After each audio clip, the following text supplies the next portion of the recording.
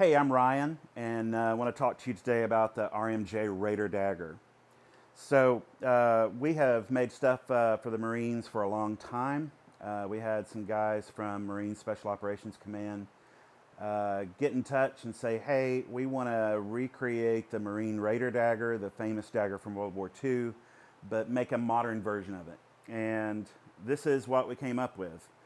The MARSOC guys wanted something that was a smaller footprint, something sturdier, and that's what we did.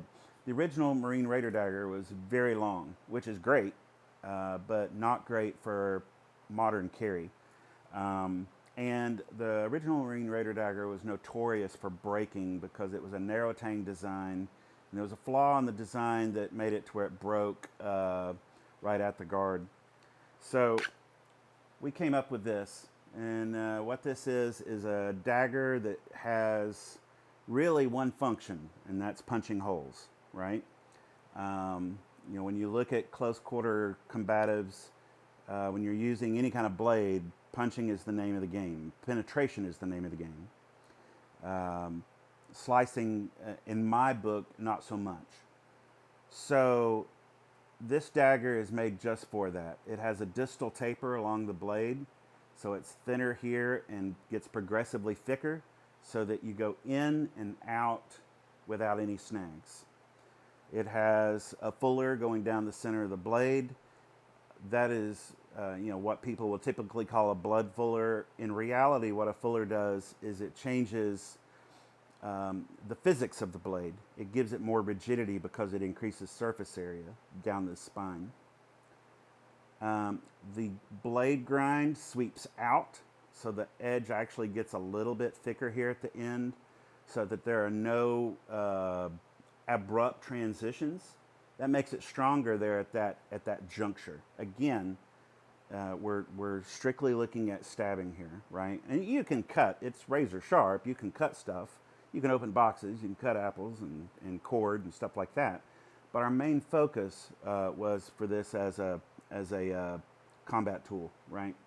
So the handle design, first and foremost, I dislike daggers having anything on the butt of the handle that's going to either jab into you and or be hard on your hands. So we have a nice radiused end here with a small flat so that I can grab up on it and hit something hard without it being an issue, right? And I can carry this without it stabbing me the whole time.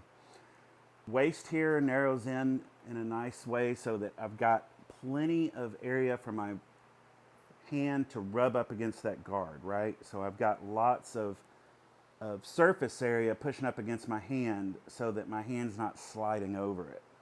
And that wasp waist right there really helps with that. Plus, we've got a sculpted handle that narrows in right here, comes back out, narrows in back here, comes back out, and it's got a grooved texture, works both well with gloved hand and bare hand. You also have a small divot right here for the guys that like to put their thumb out on the blade, Fairbairn Sykes style.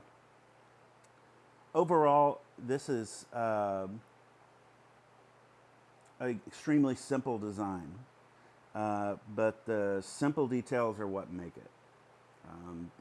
Shorter than the original Raider so that it can be carried. Beefier than the original so that it can be used. Very proud of this design, very proud that this is out in the battle space. Thank you.